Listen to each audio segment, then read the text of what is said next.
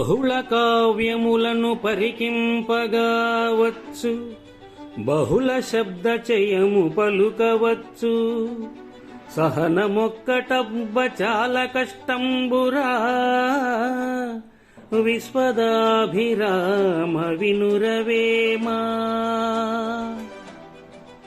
బహుళ అంటే అనేకము, కావ్యములు అంటే గ్రంథములు, పరికింపుట అంటే పరిశీలించుట, శబ్దచయము అనగా పదాల సమూహము, సహనము అనగా ఓర్పు, అబ్బు అంటే అలవాటగుట.